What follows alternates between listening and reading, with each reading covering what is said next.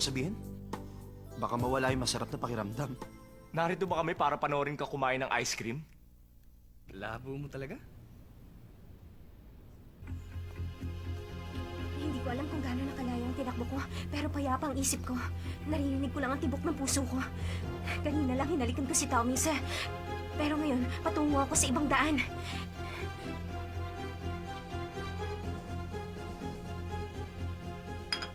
Madam, si Sunshine po. Oh. Mas maaga siya sa inaasahan ko. Ihanda mo na mga telephone numbers ngayon din. Walang problema. Narito na po lahat. Mabuti. Makakaalis ka na. Opo.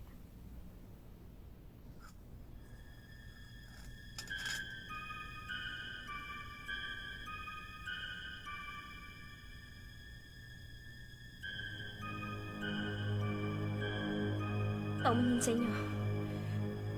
Ikaw pala. Halika, maupo ka. Ayoko. Aalis din ako kaagad dito. Bahala ka. Ayoko rin namang mag-aksaya ng oras. Dediretsohin na kita. Sa aking palagay, ang mga bagay na nangyayari ngayon, alam na alam mo na ang tungkol doon. Matalino ka, hindi ba? Kung di malinaw sa akin ang lahat, wala sana ako ngayon dito sa harap nyo. Tatanggapin ko ang anumang kondisyon. Basta itigil nyo lang ang lahat ng mga pinaggagawa nyo. Sige.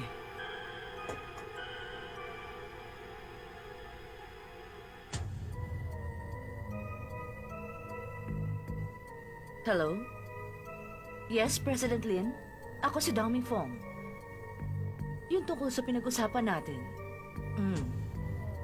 Tama, maaari mo bang i-cancel ang tungkol doon? Yung sinabi ko sa iyong paglipat sa isang empleyado mo? Salamat.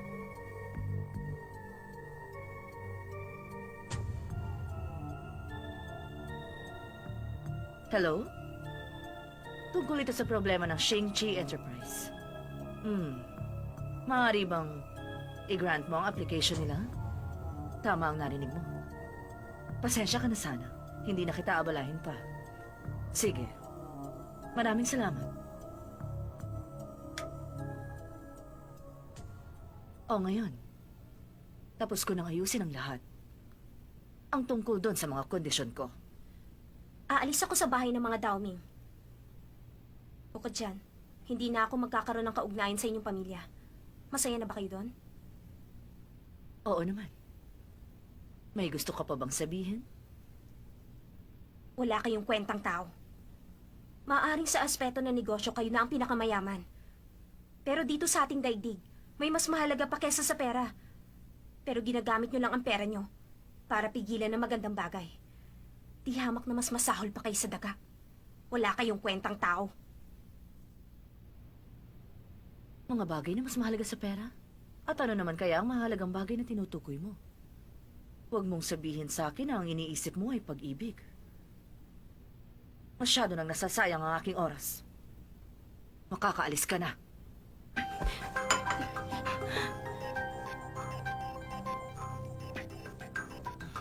Wala na talaga kayong pag-asa.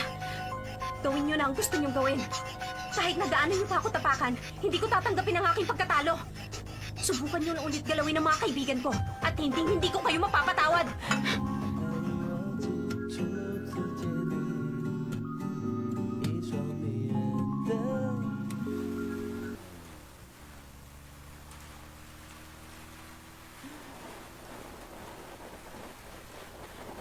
Sanjay, itabi mo!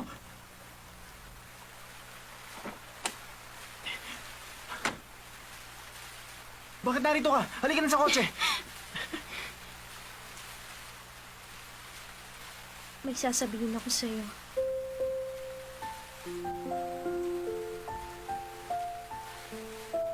Kinakailangan ko ng lumayo. Sa gabing ito, sa malamig na ulang ito, ngayon ko lang kayang sabihin sa kanya ang mga salitang paalam na. Alas 8 na. Wala pa si Sansay. Saan kaya nagpunta ang batang yon? Bakit kaya gano'n ang mga kabataan ngayon? Napaka-irresponsable. Oh, bakit kayo nakatingin? Tapusin niyo ang mga trabaho niya bago mag-alas 9. Nagpunta po si Shansai kaninang tanghali dito. Nagpunta siya kaninang tanghali at umalis na naman siya. Para nga po siya nagmamadali. Anong kailangan niyang ipagmadali? Sa ganitong oras, dapat ay nagtatrabaho na siya dito. Si Madam, Bumalik na po siya sa New York. ano?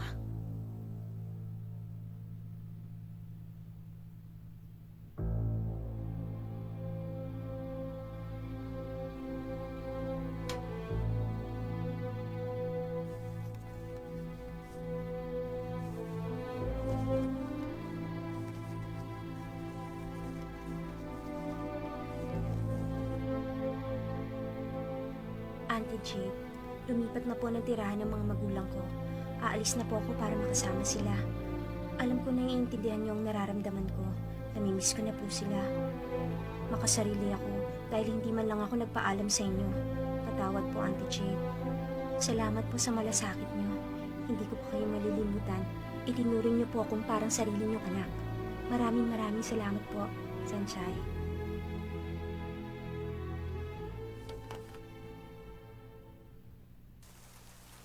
Ano bang sinasabi mo? Aalis na ako sa bahay niyo. Sandali. Bakit ganito nangyari? Magkasama pa tayo kanina, hindi ba? Nakalimutan mo na ba?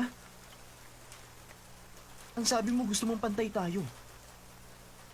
At wag ako umalis sa bahay. Hindi ba? Sinabi ko nga yun. Kaya ba ayaw mong protektahan kita? Dahil gusto mong makipag-break sa akin? Mali ka! Kaya ako sinabi sa iyo yun. Para makayanan kong harapin ka at maging seryoso na tayo. Pero bakit? Bakit ganito nangyayari? Sabihin mo sa akin! Binigla mo ko ng ganito. Ano bang inaasahan mo? Magsalita ka! Tama, sir. Sabi ng mama mo, pag hindi kita nilayuan, mawawala ng trabaho ang papa ni na Xiao Yuching, ha? Tawing, sir! Nagpasya na ako. Ayoko na magkaroon ng kaugnayan sa iyong pamilya. Nagpasya na rin ako. Natapusin ang lahat sa atin.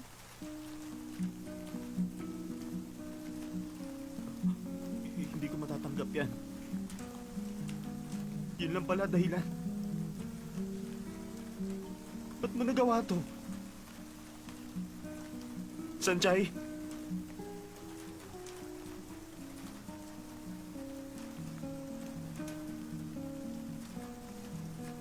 Ginusto mo ba talaga ako? Ang pamilya ko. Si Mama. Kalimutan mo na sila. Ginusto mo ba talaga ako?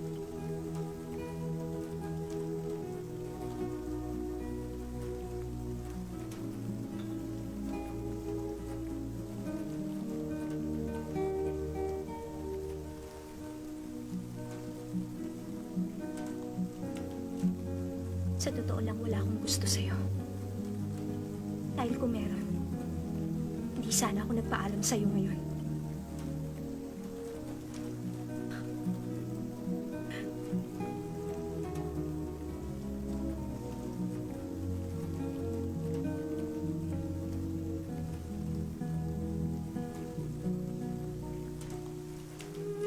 Napakaraming beses ko nang naramdaman na iniibig kita, Tawing sa...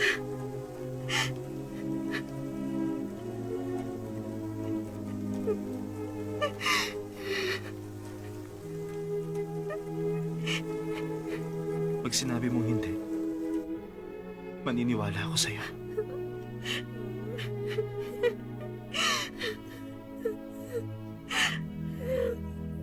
Dahil gusto kita.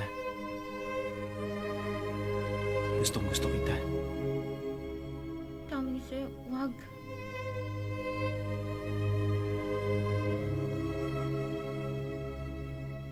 Kung mamamatay ako ng ganito, kang malulungkot.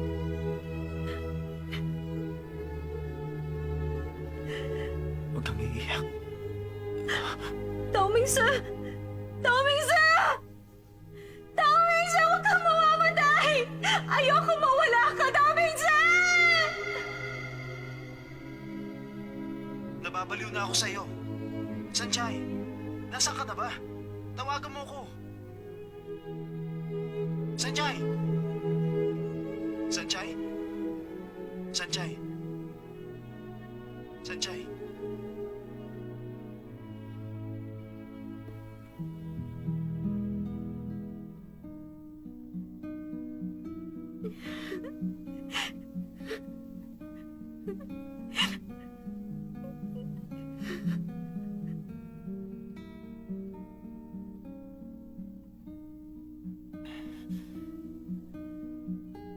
Ano? Niregaluhan ko babaeng gusto ko. Anong masama?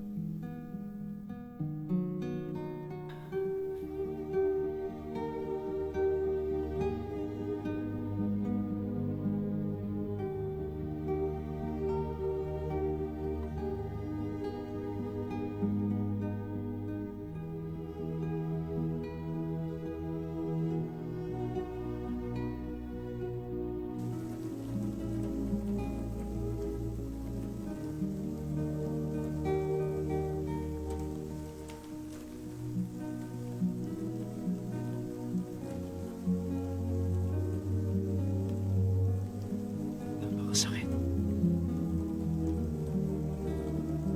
Parang mawawalan ako ng malay. Bukod sa puso kong parang pinupunit. Wala na akong iba pang nararamdaman. Wala na akong pakiramdam.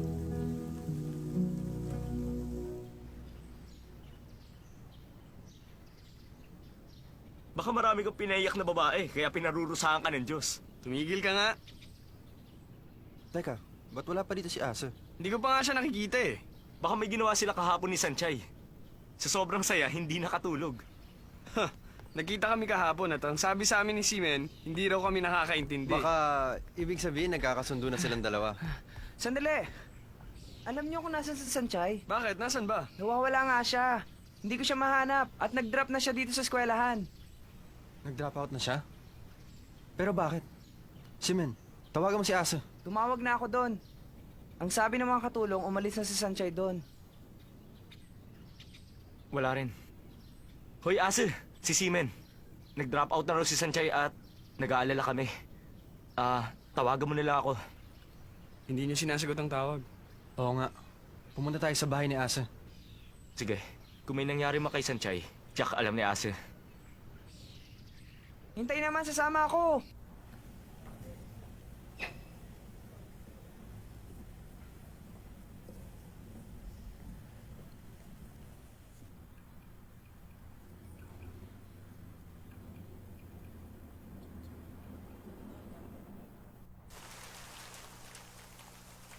Ang batang ito. Bakit ka nagsinungaling kay Young Master? Tingnan mo, umiiyak ka ngayon.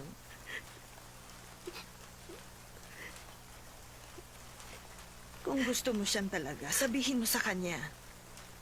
Hindi niya hahayaang tanggapin mo ang lahat ng parusa.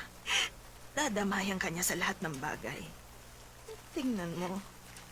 Hindi ko na alam kung ano pa ang dapat nating gawin. Patawad po, Auntie Che. May prinsipyo ako. Ito na po ang napili kong pinakamagandang paraan. Ang umalis ako at puntahan ang aking pamilya. Habang pinagmamalasakitan ako, lalo ko nawawala ng lakas ng loob. Hindi po maaari yun. Hindi ako isang magandang bulaklak. Ako ang dumong ligaw na si Sunshine. Kung yun ang gusto mong mangyari, kunin mo ang sweldo mo. Hindi po. Hindi ko matatanggap yan. Kinupkup niyo po ako at pinakain. Hindi ko po maaaring kunin yan.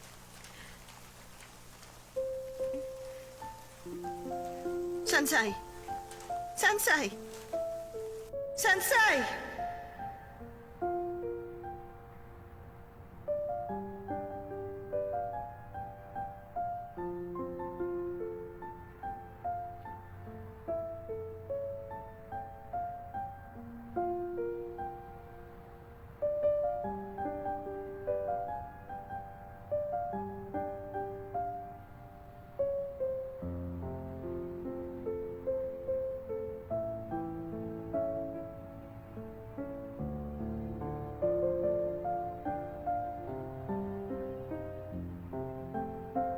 Ase, narinig mo ba ako?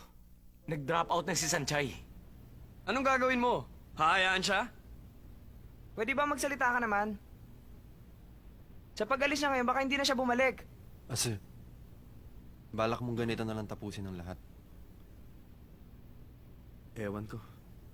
Umalis na kayo dito. Nainis ka ba? Hanapin mo siya. Tsak maabutan mo siya. Kundi titira lang siya sa kalye... Hindi ba sabi ko umalis na kayo dito? Ase, ano ba? Wag! Asa! Baka kung ano mangyari sa kanya!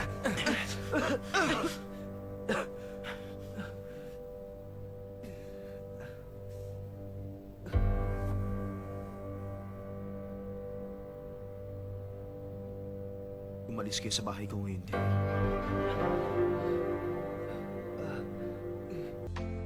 虽然不知外因你，还是贪得不敌。谁是你的那个唯一？原谅我怀疑自己。我明白，我要的爱会把我宠坏，像一个小孩自动在你怀里怀。你要的爱不只是依赖，要像个大男孩，风吹又若晒，生活自由自在。